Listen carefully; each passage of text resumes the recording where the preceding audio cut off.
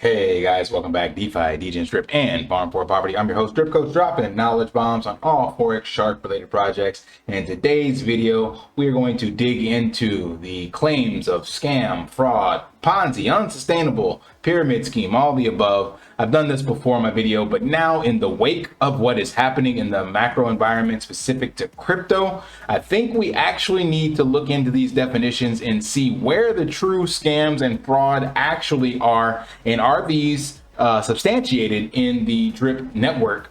So first, we got to define what these terms are. So ironically, on my channel, I don't get a lot of FUD in my comments. Maybe they're filtered out by the algorithm, the filters that I put in, or people coming to my content actually come here because they have more than 2 brain cells and they see that I actually share data and analytics and in-depth dives so that you can formulate a conclusion for yourself versus me just spouting drip to the moon, which would definitely fall into some shady practice in my opinion. So ironically, I don't get that many comments on my videos. So I want to start with the definition so we can all be on the same page of these terms that I do see every once in a while. So first up, people say drip is a scam. So we got to find out what exactly is a scam. Well, by definition, a scam is a dishonest scheme, a fraud. Well, that means we have to look up fraud. Fraud gives us a little better definition: wrongful or criminal deception intended to result in financial or personal gain.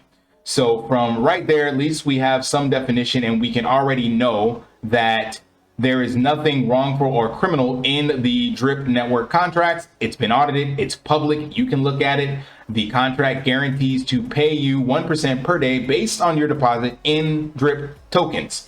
That is not fraud. That is literally transparency telling you what's going to happen. Now, the value of those tokens, that depends on the market, depends on a bunch of other factors, but there's no promise or deception of financial gain or anything. It's guaranteeing you it's going to pay you in a token it made, or Forex made, out of thin air, and we, the people, decide what value that has. All cryptocurrency is literally money made from thin air, kind of the way our banking system actually is. However, in crypto, we create scarcity and we can engineer utility and all sorts of other stuff. And instead of it being managed by central governments, it's actually managed by, especially in DeFi, decentralized agencies or people, as well as the community, and we get to dictate what happens with that. So there's no criminal deception and no promise or illusion of financial gain from that. Let's look at the definition of Ponzi then. Ponzi scheme. This one comes up a lot. A form of fraud. So glad we already defined fraud, and we've blown that out of the water already. In which belief in the success of a non-existent enterprise is fostered by the payment of quick returns to the first investors from money invested by the later investors. So this is the most important part. Belief in the success or non-existent enterprise. There is no belief in success or non-existent enterprise in Drip. It's literally telling you in the contract, in the Drip Wiki, that you are being paid out because the contract says so. So let's look at what's here on the Wiki. The contract issues 1% guaranteed interest daily in the form of Drip tokens, with either a maximum annual payout of 365% if participants make only claim or do not compound at all, or a maximum of 100,000 hydrated Drip max payout amount.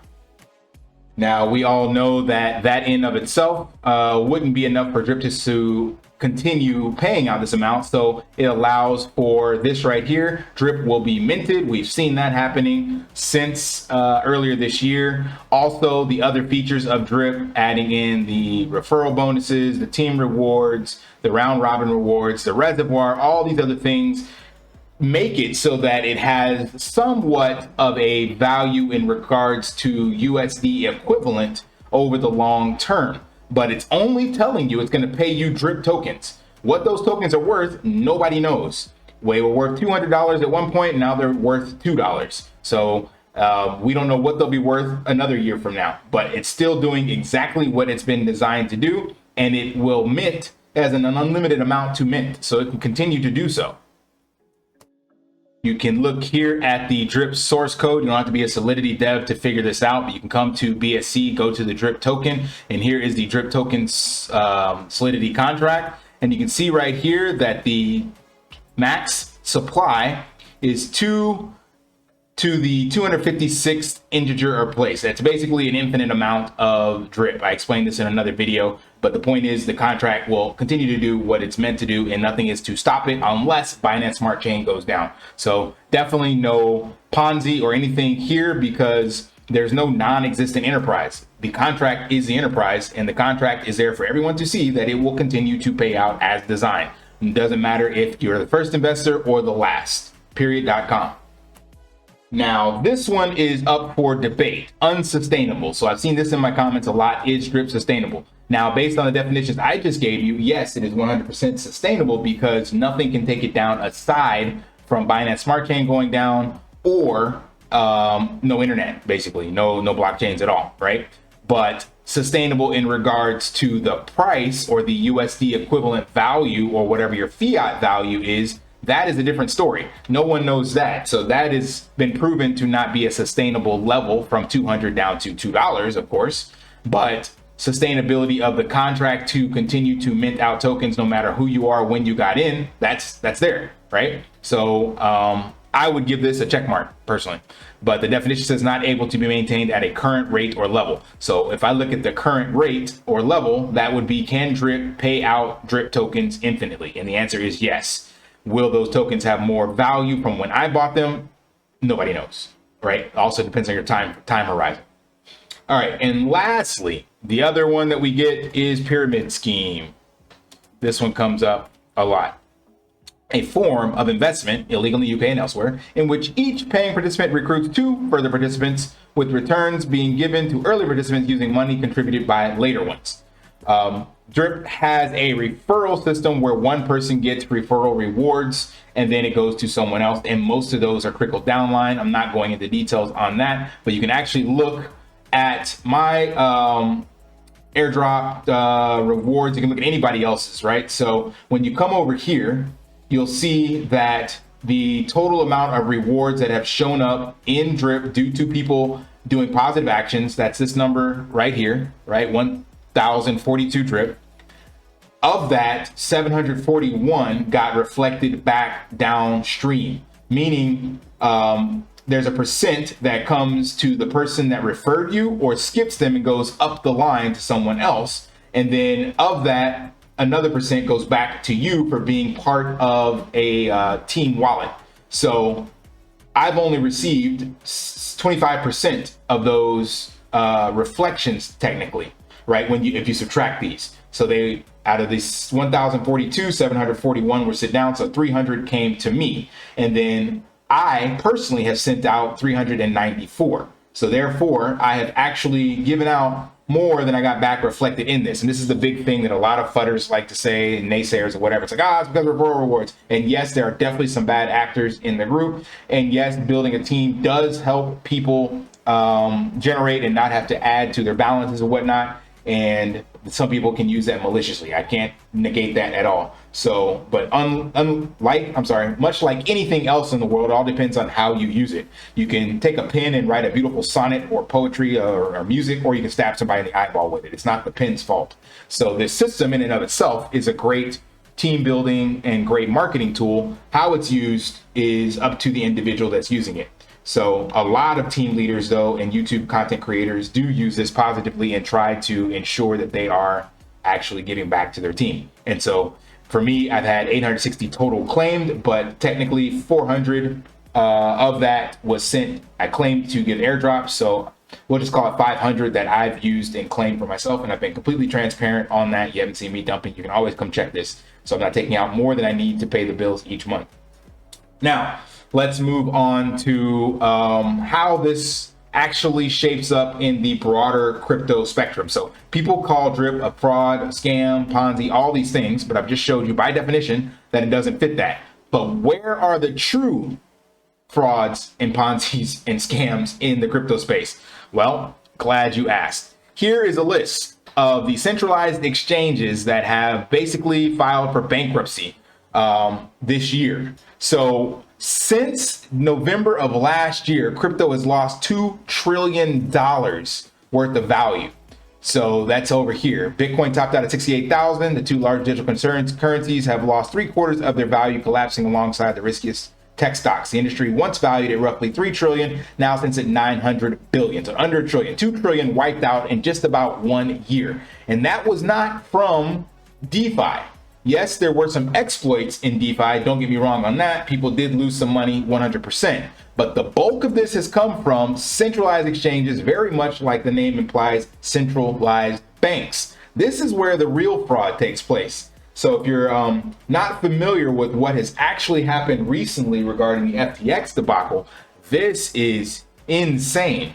Just a quick message, please like, subscribe, and turn on notifications so you don't miss another video. This helps bring brand awareness to the channel as well as all Forex Shark related projects. Thank you.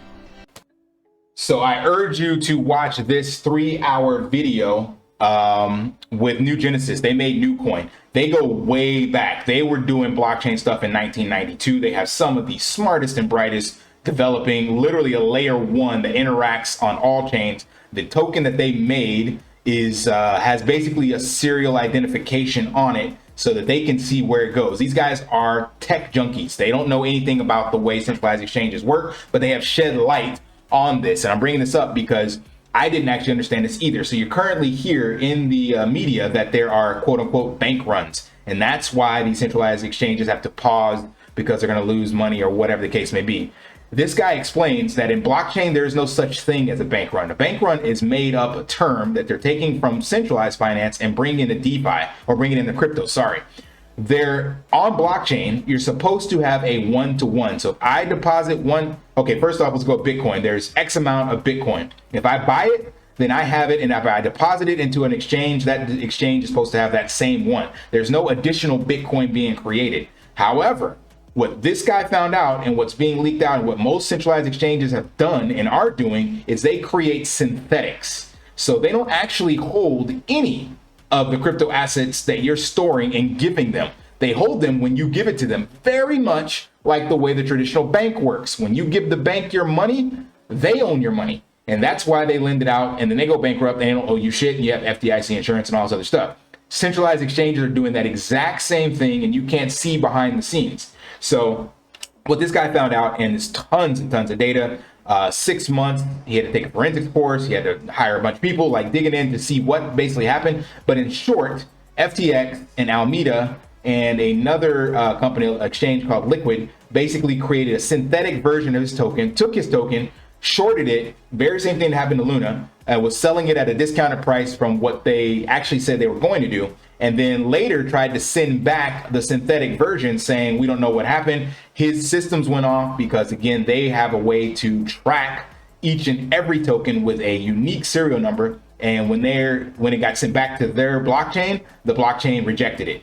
So they have all the details. Listen to this. They have video recordings, all sorts of stuff. So anyway, the reason I bring this up is because this is the true fraud and scam that caused all these collapses. Is these companies are actually taking your funds when you deposit them and they're creating synthetics, or they're just making paper Bitcoin and numbers of what you've deposited. And then they trade against that to try to create capital for themselves. And then when the quote unquote bank run happens, if only 100 people deposited 100X tokens, but now the exchange is showing 1,000, well, the first 100 who withdraw get their tokens back. The other 900 are what's causing the we need to pause because there's a bank run. That's because those tokens never existed and because there's no transparency in the space. There's a lot more that goes into this. But this is the true fraud, the true scams, the true Ponzi's, because there's no actual utility. There's no actual enterprise behind any of these. FTX and Alameda were actually stealing technology from this guy and then trying to relicense it. So that's a long tirade to go around, but basically that's what's happened over the last year that's caused all these liquidations and billions of dollars to exit.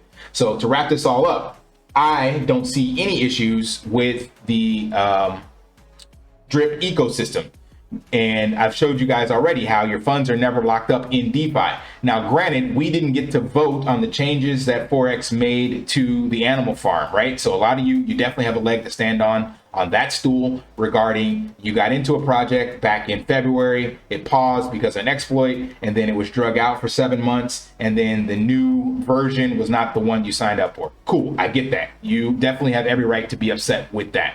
But after that, your funds are still there. You could have withdrawn your funds at any time. And now I personally believe the way the system is set up, it's much more sustainable and bullish. So regarding drip, again, I already showed you that that's going to be here. What the price will be is determined on us. And people all in my comments are always like, Forex needs to do something, Forex needs to do something.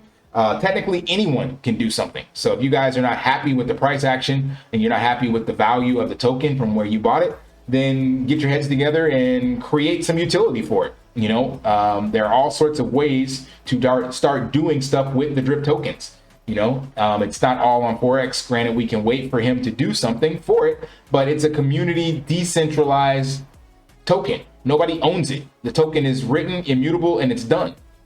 So if you want to see positive price action, then hire some devs, create some utility, do something else, just like the Drip Garden team that made their own Drip Garden viewer, right? They're built on top of that. There's nothing to stop anyone from building a contract that people can deposit drip tokens into, and then that contract can send those tokens to the tax vault, can send those tokens to the reservoir, just like anybody else can. So it's not on Forex by himself. I mean, if you're willing to wait for him, then stop flooding your own bag and stop worrying about the price action. Just wait for him to do something. If not, get out or make a team of your own and build your own utility on it. That's it. It's really that simple. The tokens are there and the community is there. So if you make something that people support, then boom, you're off to the races. But in regards to scams, fraud, any of that stuff, from what I can tell, none of that has happened with Forex and none of that's happened with his tokens. Even the piggy bank debacle before, where he had minted pigs and people were all upset about that. When I looked into the details of what the teams put out on that, it was like less than a couple $1 million that they were actually complaining about that nobody told them. Again, yes, Forex didn't disclose that, but it's publicly viewable on the blockchain. You could have went and looked at the contracts and then done your own research and found that out. So granted, people could be upset behind that, but at that time, the animal farm was like 600, 700 million.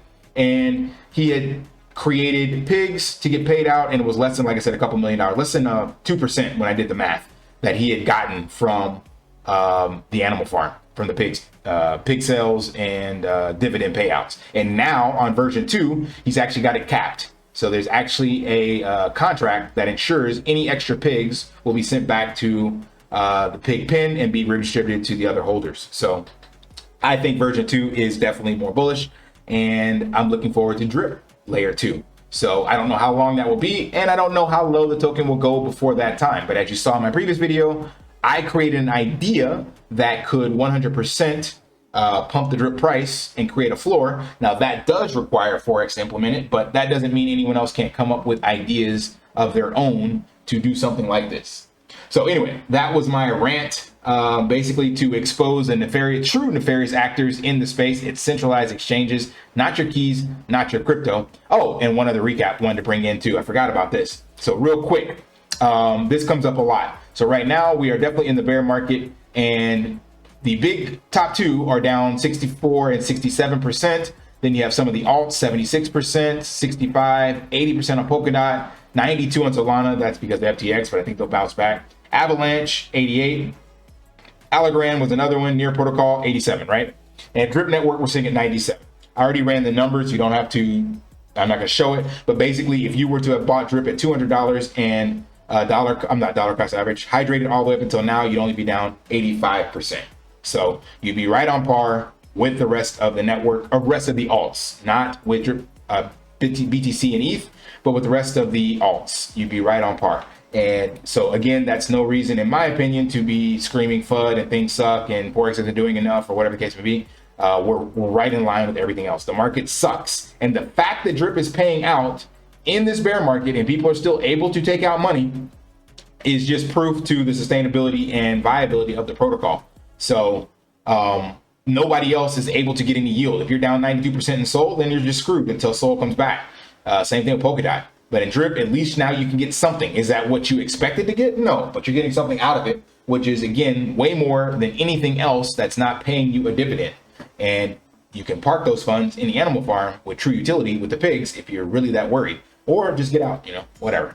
Anyway, I digress again. So point being, centralized exchanges are true devils in the ecosystem. Avoid them at all costs. Not your keys, not your crypto. And you educate yourself on my channel, where you now know how to interact with the blockchain and look at the contracts. So to me, this is the most safu place to park your funds if you're looking to make money. The absolute safest is to get a Ledger wallet or a cold storage wallet and buy and hold.